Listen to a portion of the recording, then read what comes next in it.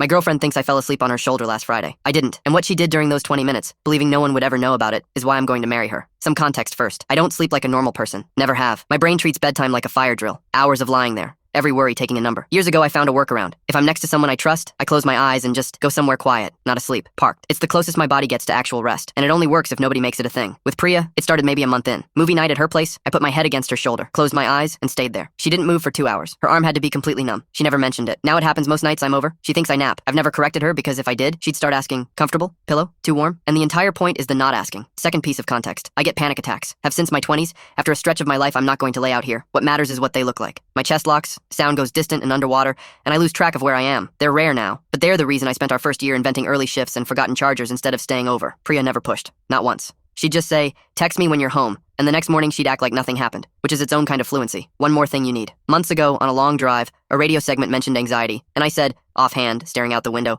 that my old therapist taught me a grounding trick. Name where you are, what day it is, what you can hear. It pulls you back into the room. Priya said, and changed lanes. I felt a little stupid for bringing it up and figured it evaporated on contact. Keep all of that in mind. Last Friday, her couch, some baking show, ceiling fan going, my eyes closed, head on her shoulder, doing my parked thing. And then, with no warning I could name, a sound in the show, nothing. My brain left the building, chest first, then hearing, then the horrible unstitching where I genuinely could not have told you whose couch I was on. My breathing went short and fast, my hands curled, and I couldn't open my eyes. Not wouldn't, couldn't. I was locked inside the pretending. That's when I felt her hand come up to the back of my head, slow. Then it stopped, resting there, and I could feel her deciding, wake him or don't. She didn't wake me. Instead, very low, like she was talking to someone she believed was asleep, she started, hey, you're on my couch. It's Friday. That's the fan. That's the TV. You're okay. I've got you. Same words, same order, again and again. The car, the offhand comment, the She'd kept every word of it for months, without ever once letting on. Then she started breathing slow on purpose, big, exaggerated breaths, so I could feel her ribs rise under my ear, and counting under her breath. In, 2, 3, 4, out, 2, 3, 4. I didn't decide to match her. My body just did, the way a second pendulum catches the first. Here's the part that finished me. My ear was directly over her heart. Her voice was the calmest thing in that room. Level, warm, unhurried. Her heart was slamming, racing so hard I could hear it over the television. She was frightened, badly, and she did not let one molecule of it reach her voice. She just kept the words going and let me borrow her lungs. It took maybe 15, 20 minutes. My hands let go. My breathing evened. Her hand never stopped moving once. And then I heard her heart come down too, and she let out one long, unsteady breath, the kind you only release when you're sure nobody's listening, and whispered to herself, okay. Then she kissed my hair, turned the TV down, and pulled the blanket up over me. I lay there another half hour, listening to her go back to normal, feeling her tip her chin down every few minutes to check on me. When I finally woke up, she smiled and said, hey, you were out cold. I wasn't. She might even know I wasn't. She said it so I wouldn't have to be a person who'd just fallen apart. She handed me the exit with the same steady voice. The ring's already picked out. Her heartbeat knows things her voice will never tell. I want to spend my life listening to both.